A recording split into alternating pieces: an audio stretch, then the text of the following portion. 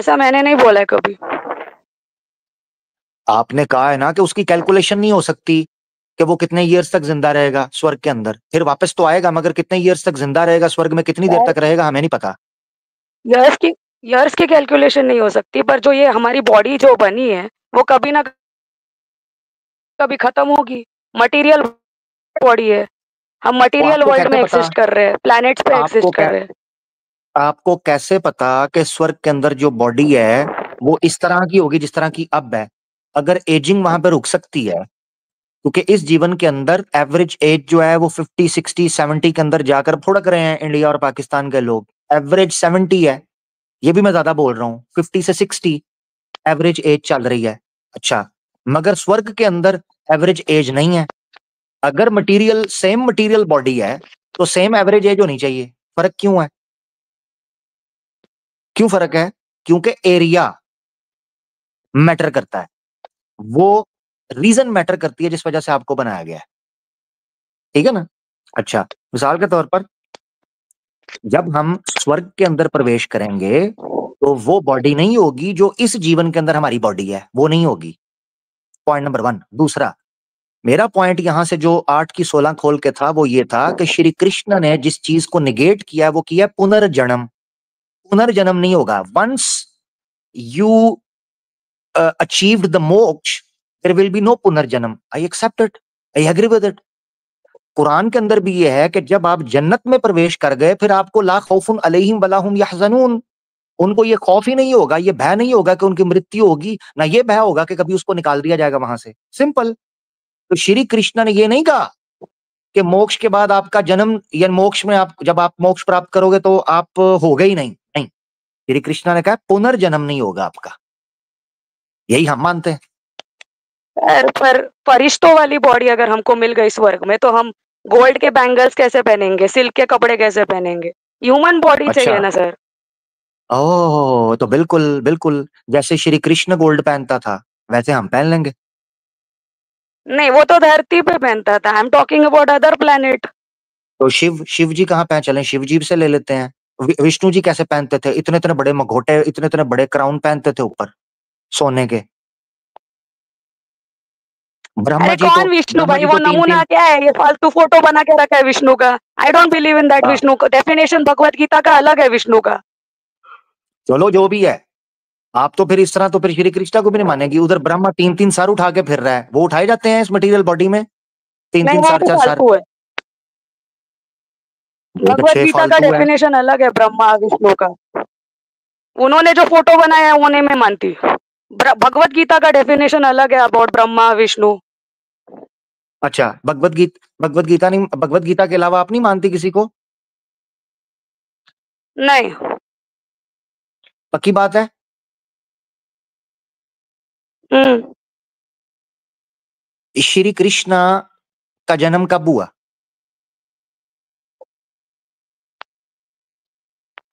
वो जब भी हुआ होगा। 5,000 साल बोल रहे हैं ये लोग, हमको नहीं मालूम। दैट हाँ, वाज प्री तो हिस्टोरिक पीरियड, हमको उसके डाटा नहीं अवेलेबल है। श्री कृष्णा का जन्म किस घर में हुआ?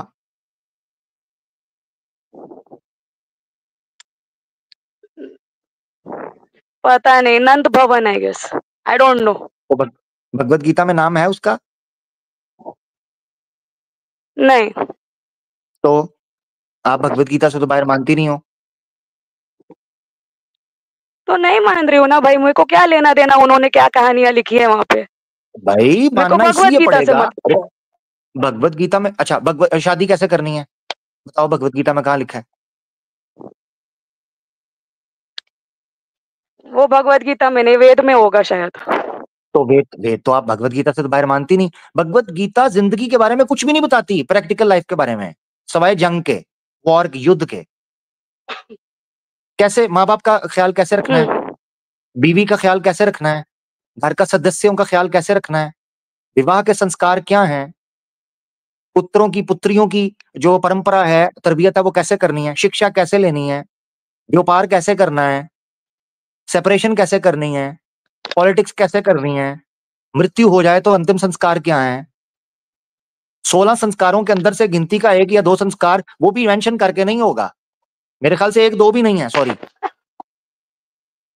16 संस्कार हैं गिनती के जो सनातन धर्म में जीवन से अपना जन्म से लेके मृत्यु तक चलते हैं, कोई एक भी नहीं है। तो भगवत गीता के बाहर आप कह रही हो मैं जाऊंगी नहीं, तो जीवन कैसे बिताओगी?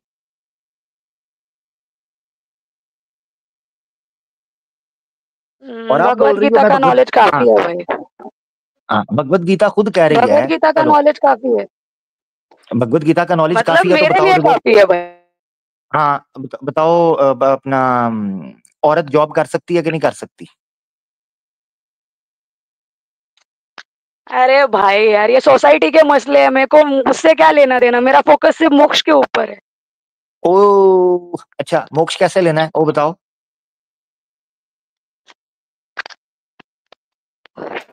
अपनी आत्मा को परमात्मा के पास लीन करना है, मर्ज कैसे? करना है। वही तो चालू है भाई, वही चलो प्रयास चालू चालू तो, है। अबे चालू है तो बताओ ना कहाँ चालू है। नहीं मैंने आपको नहीं कहा, मैंने कहा अगर चालू है तो वो बताओ, आपको चालू नहीं कहा मैंने, सॉरी, बुरा नहीं मानना। Okay sir. ये देखो यार, यार आप कह रही हो भगवत गीता, पाटिल आप बोलती हो भगवत गीता से बाहर नहीं मैंने जाना। मैं 85 बार पढ़ पढ़ के टेढ़ा हो गया है, ओ सॉरी, 85 बार चढ़ पढ़ पढ़ के मैं टेढ़ा हो गया हूँ। भगवत गीता को कितनी बार मैंने ये श्लोक रखा है, इवन मुझे सपने के अंदर भी अब ये श्लोक जो है ना लोगों को याद हो गया हुआ है। ये देखो जरा, ये क्या है?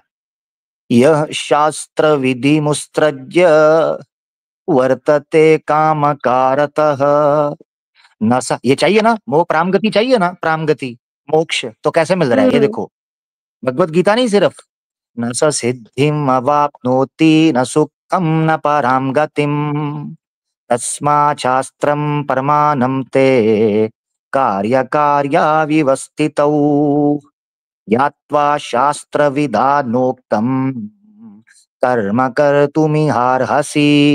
आपके सामने वो कह रहा है तस्मात् शास्त्रम परमाणम ते, तो तुझे चाहिए कि शास्त्रों को अपना प्रमाण, शास्त्र भगवत गीता नहीं, भगवत गीता कह रही है शास्त्रों को अपना प्रमाण मान। आप अगर मैं भगवत गीता के अलावा मानने नहीं किसी को।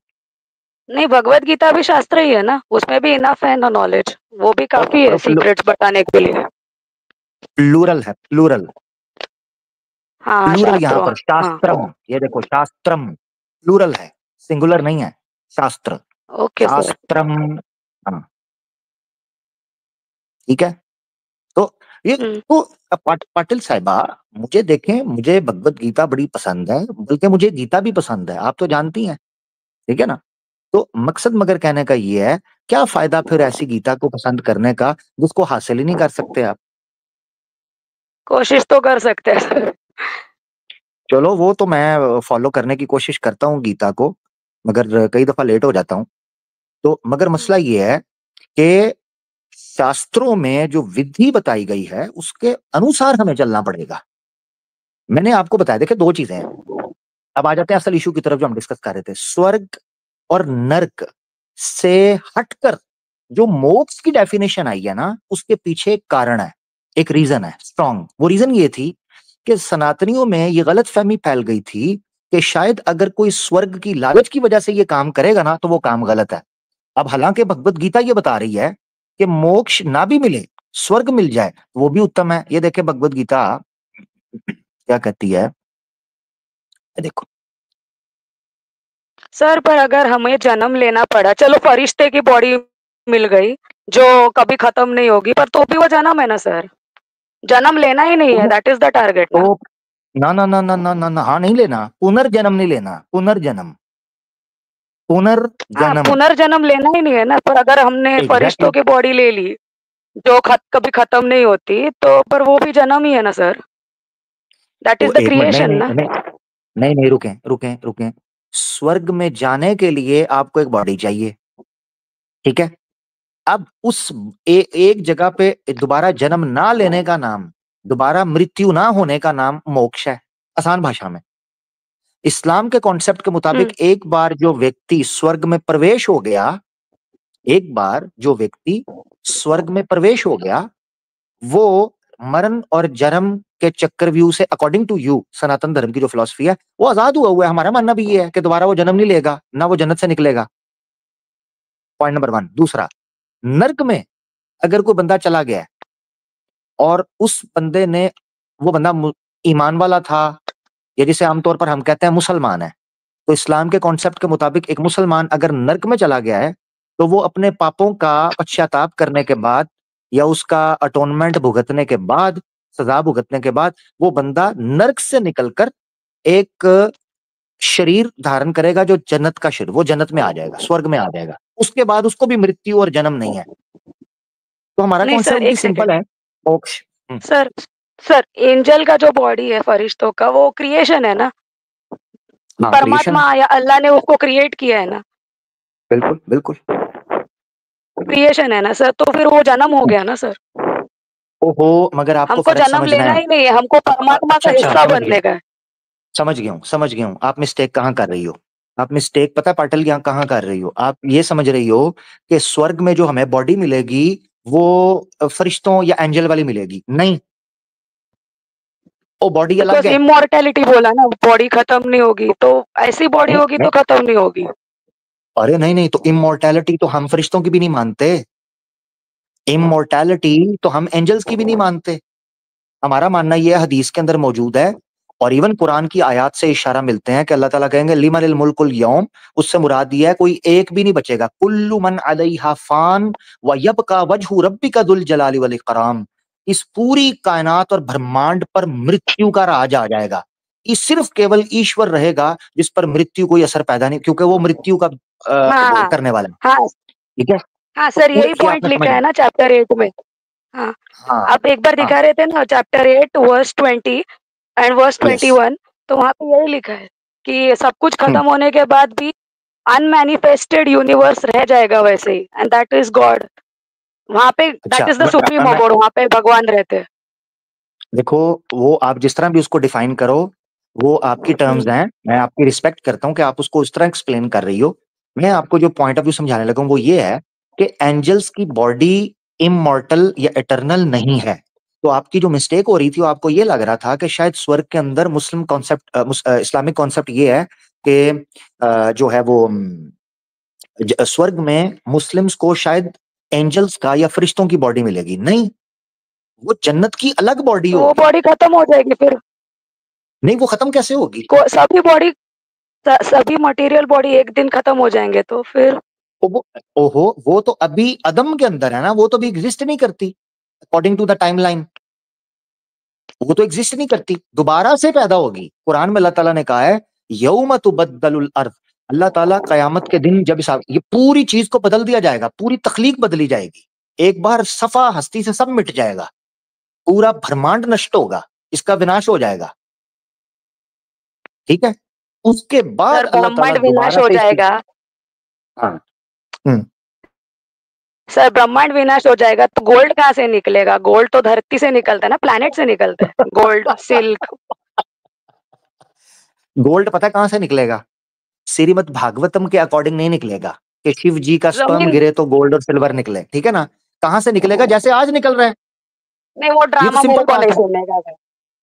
चलो ना वो सुनो, ड्रामा वो तो लोग फिर ने सुनो लिखा है, जरा। वो हम नहीं मानते, हम बस बोल रहे हाँ, मुझे पता है, लॉजिकली। मुझे मुझे पता है, मुझे पता है, मजाक कर रहा था। I know that, I know very well. अच्छा, मेरी बात सुनो, देखो ये मैंने वैसे मजाक किया था।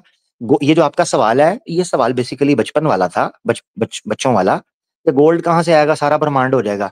यानी आप आखिरकार लेडीज हो ना, तो आपको गोल्ड की पड़ी है कि मेरा फ्रॉक जल जाएगा, मेरा ड्रेस जल जाएगा, नहीं मैंने नहीं सर, जनाब कहाँ वैसा से नहीं आएगा? है। हाँ, तो सोना कहाँ से आएगा? ऐसा नहीं लोगों है की सर, जान की नहीं जन्नत पड़ेगी। में प्रॉमिस यानी पूरे ब्रह्मांड का प्रॉमिस नाश हो किया है गया ना है सर, और हमको पाटिल। गोल्ड मिलेगा, सिल्क मिलेगा।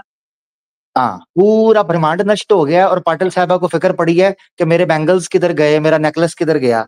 उनको सोने की पड़ी हुई है। ऐसा नहीं है तो सर, भाई, प्रॉमिस किया है ना, मेरी अगर बात, हेवनली ओ प्लैनेट्स में अल्लाह, हमको गोल्ड जी मिलेगा, सिल्क मिलेगा। जी जी तो जी जी, सुन ले कैसे मिलेगा। जैसे इस दुनिया में बनाने वाला अल्लाह की जात है, वो वहां भी पैदा कर सकती है। कुरान में अल्लाह ताला ने कहा है कि जब तुम्हें अरे अल्लाह हवा एक में बार कैसे पैदा होगा भाई गोल्ड? अरे भाई, ओहो, तखलीक होगी, क्रिएशन होगी, दोबारा दोबारा दोबारा क्रिएशन क्रिएशन होगी। होगी जैसे तो वो एग्जैक्टली इमॉर्टल दोबारा कैसे होगी, होगी? क्या वो मुश्किल है? कभी ना कभी खत्म हो जाएगी। क्यों? ये किसने कहा है? क्रिएशन दोबारा एक होगी तो सेकंड, खत्म भी हो सकती है ना सर, जैसे आपने अभी वो बोला फरिश्तों की बॉडी खत्म इमॉर्टल हो नहीं है, वो भी खत्म हो सकती है। खत्म हो सकती है जब खत्म करने वाला उसको खत्म करे। अच्छा चलो हाँ, मैं तो मिसाल अगर दूसरी मिसाल तो बॉडी दूंगा, अगर मिसाल हमको जन्नत में मिल गई, मिसाल स्वर्ग में सुन लो हमको ना। दूसरी बॉडी मिल गई, वो भी खत्म हो सकती है, तो वो इमॉर्टल इनफाइनाइट कैसे हो गई? ओहो, सुनो जरा पॉइंट समझना। इसकी मिसाल समझो, ये हमारी मटेरियल बॉडी है ना, जो खत्म हो जाएगी, जो इस जीवन में हम्म। है ना। हाँ, तो क्या फर्क है कि कोई 60 ईयर्स में फोत होता है, कोई बचपन में फोत हो जाता है, कोई 30 साल का मरता है, कोई 70 साल का मरता है, कोई 100 साल का मरता है, क्यों? वो कभी भी मरने दो सर, हमको उसका नहीं पड़ा है। ओहो, तो पॉइंट समझो ना। अगर सॉरी सर, मटेरियल सॉरी। चीज होने मटेरियल मटेरियल पॉइंट समझाना चाह रहा हूं।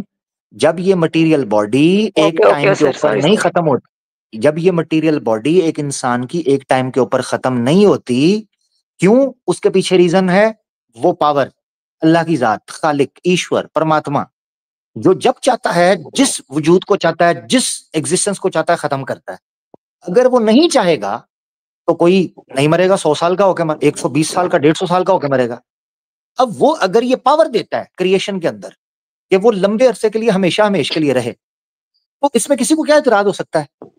जो अच्छा, फिर कुरान में अल्लाह ताला ने कहा है कि जो अल्लाह इस सर चीज पे फिर वो कादिर है, फाइनाइट हो जाएगा ना, क्रिएटर ने खत्म कर दिया तो। तो वही तो कह रहा क्रिएटर ने हूं। अगर वो क्रिएशन खत्म कर दिया तो फाइनाइट हो जाएगा वो।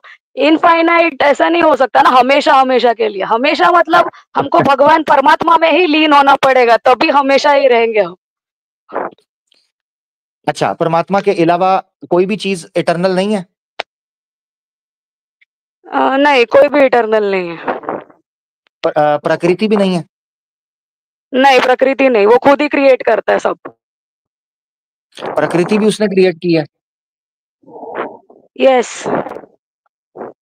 मुझे ना आपसे सवाल पूछते हुए भी इसलिए हैरानगी हो रही है कि आप पिक ही नहीं कर पाओगे मेरे सवाल को, तो मेरा टाइम वेस्ट हो जाना है। अब ये जो संख्या योग है, जिसका जिक्र श्री कृष्ण ने भगवत गीता के अंदर किया है, वो तो इटरनल मानते हैं इन दोनों चीजों को, प्रकृति को भी और पुरुष को भी। आप कह रही हो कि इटरनल नहीं है प्रकृति। आपको समझ भी आई है मैं क्या कह वो रहा हूँ? पुरुष इटर्नल है, आत्मा, आत्मा इटर्नल है, नहीं, प्रकृति थोड़ी प्रकृति इटर्नल है। प्रकृति को भी बोलते हैं, वो ड्युअलिटी के मटेरियल कायल नेचर हैं। इटर्नल कैसे हो सकता है? वो तो अभी क्रिएट हुआ है ना फायर से। तो ओहो, वो कहते हैं ट्रांसफॉर्म हुआ है, ये हमेशा से है। नहीं, ट्रांसफॉर्म नहीं एनर्जी, हुआ है, ट्रांसफॉर्म नहीं। वो कहते हैं E = MC², आज आपके सामने आ गया। एनर्जी ट्रांसफॉर्म होती है कहाँ मैटर पे में, लिखा है मैथ्स सर? में, कौन से मैथ्स श्लोक में वापस लिखा जाता है? है एनर्जी। कौन से सांख्या श्लोक में योग लिखा जो है है, प्रकृति इटर्नल मैंने है? पूरा प्लीज प्रोग्राम, दिखाओ सर। मैंने नहीं, ओहो ला, बहुत अच्छे, कौन सा चीज के अंदर लिखा है कि वो प्रकृति जो है वो इटरनल है? श्री मटेरियल, कृष्णा हाँ, ने मटेरियल नेचर हाँ, इटर्नल है। कहाँ पे लिखा है सर? हाँ, प्लीज दिखाओ। सांख्या, भगवत गीता में सांख्या योग की शंसा की गई है। सांख्या योग जाके पढ़ लें क्या है, ठीक है? सर सांख्या योग वहाँ पे अलग वो अलग ही मतलब निकलता है वहाँ पे। वो कर्म योग क्या का निकलता है? ऑपोजिट निकलता है कुछ तो। कर्म योग एंड तो सांख्य योग ऐसा कुछ तो है। कर वो हाँ, सांख्य कर्म योग फिलोसॉफी अलग है, सांख्य योग अलग है। ये मैंने समझाया था एक बंदे को, वो नहीं मान रहा था, अब तुम मान रही हो। मैं क्या करूं, एक सनातनी ऑब्वियसली आता है सर, वो कुछ ऑपोजिट है। बात करता है, एक सनातनी आता है वो कुछ बात करता है, एक सनातनी आता है वो कुछ बात करता है। मैं क्या करूं यार, बहुत मसला है आप लोगों का। चलो खैर, चलो खैर, पाटिल जी बड़ा अच्छा लगा। असल में चीज ये है कि मैं जो आपको कॉन्सेप्ट समझाना चाह रहा था उसको आपने अनइंटरप्टेड अगर आप सुन लेती तो आपको बहुत कुछ मिलता। आपने काफी ज्यादा इंटरप्ट किया है, जिस वजह से शायद आपको वो चीजें सॉरी समझ ना सर, आई हों। सॉरी। हाँ, नो प्रॉब्लम, कोई मसला नहीं, ठीक है। आपसे इजाजत लेता हूँ, फिर उसके बाद मैं समझा दूंगा आपके जाने के बाद, कोई बात नहीं। आप कुछ कहना चाहती हो कह ओके। लो, नहीं तो फिर इजाजत लेंगे। नहीं सर, नहीं, इतना ही बोलना था, बस हो गया। बस चले हो सही गया है, सर। ठीक हो गया। ओके, चलो, थैंक यू, बहुत बाय शुक्रिया। Bye sir, thank you, thank bye you bye, so अल्लाह हाफिज। मच। थैंक यू फीमान अल्लाह, अल्लाह हाफिज जी। अल्लाह आपको हिदायत दे, अल्लाह हाफिज, थैंक यू। नहीं जी, मेरी प्रार्थनाएं हैं हमारी मैडम पाटिल के लिए। मिस पाटिल हमारे साथ थी, निभाश्री, ये बहुत पुरानी हमारी ऑडियंस में हैं, सुनती हैं, और काबिल तारीफ भी हैं, काबिल एहतराम भी हैं, रिस्पेक्टेड हैं। चले मैं आप चीज को अनइंटरप्टेड समझाने की कोशिश कर देता हूँ जो मैं समझाना चाह रहा था, और आई होप समझ आ गई होगी, मगर चूंकि इंटरप्शन हो रही थी शायद उनकी तरफ से थोड़ा सा आवाज जो है वो लैग कर रही थी, उनको समझ नहीं पा रही थी कि मामला क्या। देखें, सनातन धर्म के अंदर मोक्ष कहते हैं जन्म मरण के चक्रव्यूह से निकल जाने को। मान लें एक आदमी मरता है और स्वर्ग में जाता है, सनातन धर्म की फिलॉसफी के मुताबिक वो दोबारा आएगा। एक मिनट रुकिए। मान ले एक बंदा मर जाता है और वो सनातन धर्म की फिलॉसफी के मुताबिक स्वर्ग में चला जाता है, तो सनातन धर्म ये कहता है कि वो स्वर्ग में जाने के बाद दोबारा स्वर्ग से निकलेगा। ठीक है, स्वर्ग उसको त्यागना पड़ेगा, स्वर्ग से वो निकल जाएगा। इसी तरह जो नरक में जाएगा वो नरक से निकल जाएगा।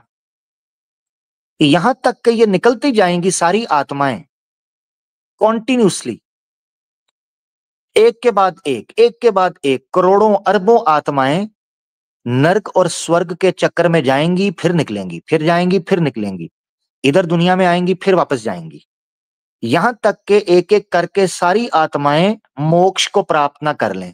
अब यहां से स्वर्ग और नरक के बाद मोक्ष का कॉन्सेप्ट इनके यहां आता है।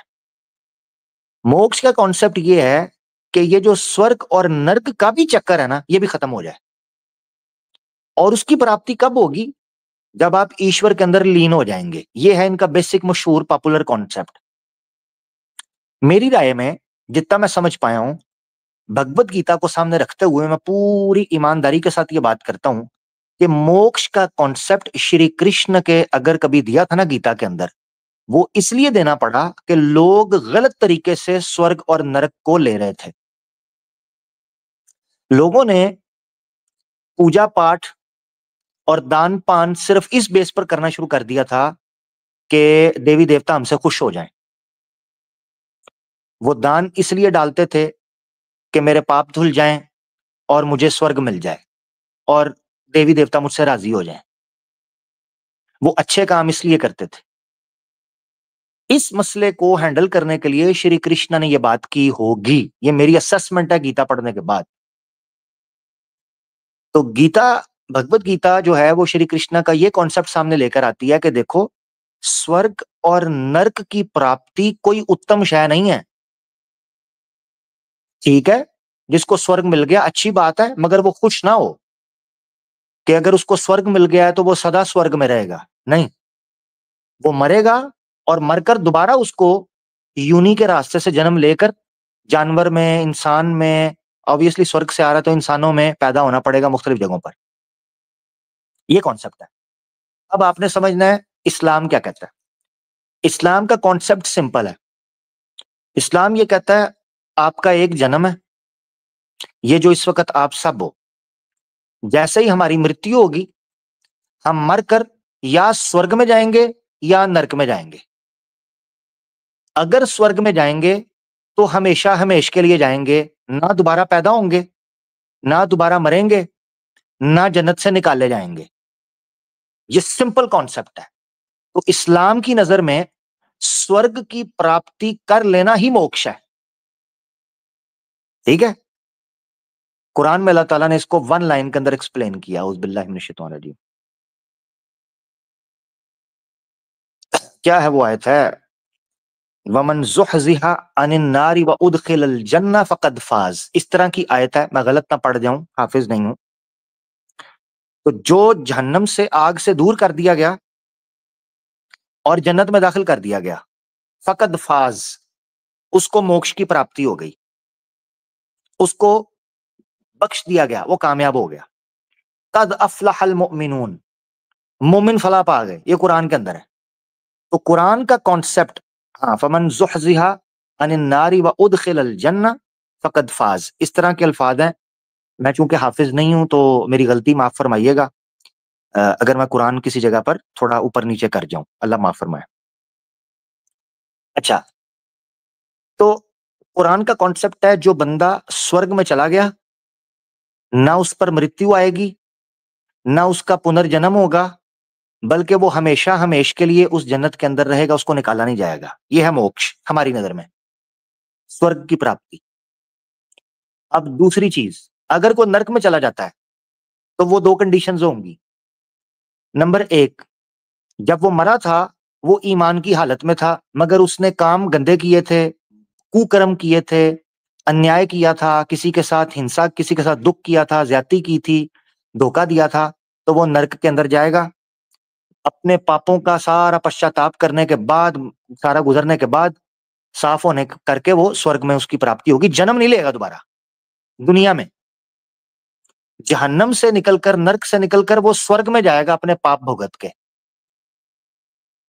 और अगर कोई आदमी मरा ही कुफर की हालत में है, कभी ईमान ही नहीं लाया, कभी सत्य स्वीकार ही नहीं किया, कभी धर्म का पालन ही नहीं रखा, कभी ईश्वर पर आस्था ही नहीं रखी, कभी उसके अंबिया प्रॉफिट्स को या उसके धर्म को माना ही नहीं है, वो हमेशा हमेश के लिए नर्क के अंदर रहेगा, ना वहां से कभी निकलेगा।